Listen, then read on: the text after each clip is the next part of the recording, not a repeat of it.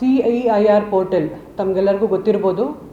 ಏನು ಮೊಬೈಲ್ ಕಳೆದೋಗಿರುತ್ತೆ ಅದನ್ನು ತಾವು CEIR ಪೋರ್ಟಲಲ್ಲಿ ಹಾಕಿದರೆ ತಮ್ಮ ಮೊಬೈಲನ್ನು IMEI ನಂಬರನ್ನು ಬ್ಲಾಕ್ ಮಾಡ್ಬೋದು.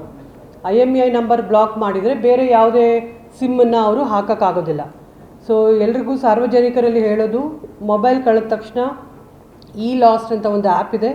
ಅದರಲ್ಲಿ ತಾವು ಲಾಸ್ಟ್ ಆ್ಯಪಲ್ಲಿ ತಮ್ಮ ಮೊಬೈಲ್ ನಂಬರು ಮತ್ತು ಅದರ್ ಡೀಟೇಲ್ಸ್ ಏನು ಕೇಳುತ್ತೆ ಅದು ಹಾಕಿಬಿಟ್ಟು ಅದನ್ನು ಒಂದು ಎಕ್ನಾಲೇಜ್ಮೆಂಟ್ ತೊಗೊಂಡು next CEIR portal, it's a public portal, public ಡೊಮೇನಲ್ಲಿದೆ.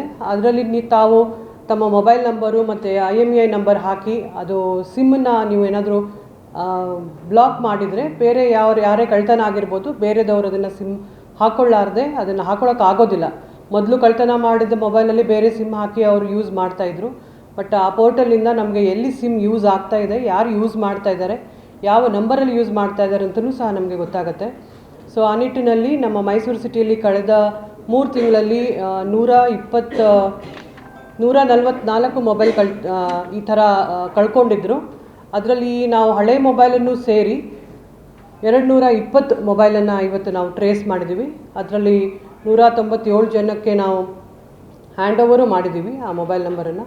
So ಸಾರ್ವಜನಿಕರಲ್ಲಿ ವಿನಂತಿ ಏನು ಅಂತಂದರೆ, ಈ CEIR ಪೋರ್ಟಲ್ ಏನಿದೆ ಅದನ್ನು ತಾವು ಈಸಿ ಪ್ರಾಸೆಸ್ ಇದೆ.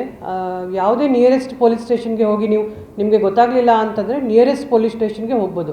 ಅಲ್ಲಿನೇ ಹೋಗಿ ಸೆನ್ಗೆ ಹೋಗಬೇಕು ಅಥವಾ ಬೇರೆ ತಮ್ಮ ಜ್ಯೂರಿಸ್ಡಿಕ್ಷನ್ಗೆ ಹೋಗ್ಬೇಕಂತಿಲ್ಲ. ಯಾವುದಾದ್ರೂ ನಿಯರ್ ಬೈ ಪೊಲೀಸ್ ಸ್ಟೇಷನ್ಗೆ ಹೋದರೆ ತಮಗೆ ಅವರು ಹೆಲ್ಪ್ ಮಾಡ್ತಾರೆ. ಸೊ ಈ ಪೋರ್ಟಲಲ್ಲಿ ತಾವು ಅದನ್ನು ಎನ್ರೋಲ್ ಮಾಡ್ಬೋದು.